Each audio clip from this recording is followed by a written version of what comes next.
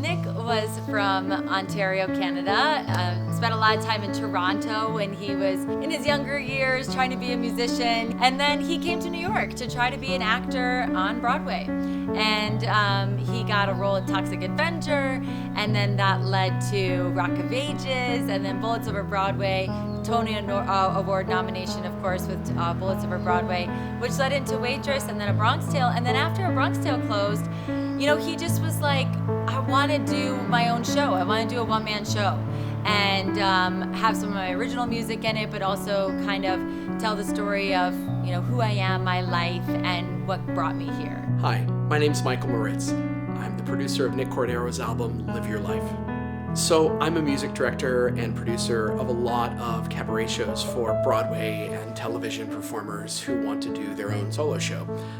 Nick and I knew each other socially, and he had come to a few of the cabaret shows that I put together for other performers. Nick had seen a couple shows at 54 Below before, and Michael was the music director, and the shows that he had directed, Nick just thought were exquisite.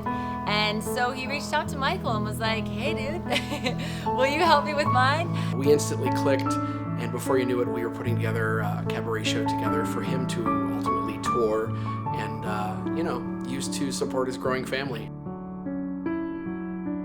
So when we were putting together the show, Nick just really, he had a story to tell about his life and about his growing family and about Amanda, and he just wanted to tell that story through song, and it was just such a diverse grouping of songs, along with some of his original music as well. We closed the show with Nick's song "Live Your Life." Nick really was excited about his guest stars at the show. He had Sarah Chase, who did Toxic Avenger with him, Catherine Gallagher, who was a good friend, and then of course Drew Gayling and Zach Braff. He was so happy with all of them, and they were all so happy to be there and be a part of the show. The show was just fantastic. It was such an eclectic blend of music. The show itself was only performed twice. We were still workshopping it and putting final touches on it for what would become the final touring show. Nick was always hoping, of course, to record this album someday. When Nick passed, I reached out to Amanda and just kind of mentioned that we had these archival recordings of the show and asked what she thought about mixing them, putting them together, and releasing the album on his birthday. I was just floored at the time because, there's just something so special about having someone's voice after they've been, after they're gone. And it's so wonderful to listen to this album now because I literally feel like I played in the car a lot, so I feel like Nick is in the car with me. And Elvis, now knows his dad's voice because he hears it all the time. And because we play it all the time, now Elvis kind of adds in the things that Nick does. It's so cute, and it's so special to have this recording, this beautiful moment captured in time.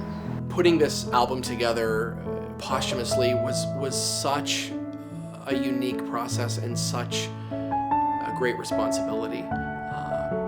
Usually when I mix a record, there's such a back and forth with the artist, and it's a period of vulnerability and intense collaboration. And with Nick gone, it kind of left a gaping hole in that process. It was a real challenge to put this together in a way that I think he'd be proud of. I think what this album is so beautiful at is telling a story. You can listen to it from top to bottom, and you understand who Nick is, why he did it, why he did this, why he loved music, where he came from, the ups and downs of being an artist, of being a musician, of being a creator, and then kind of he finishes it with "Live Your Life," and I mean it's so poetic now, and he didn't mean to do that, but it just, now you look back on it and I get chills because it's almost like a perfect 360-degree story of Nick and what he accomplished and what he wanted to do. I think he would be very, very happy with the album.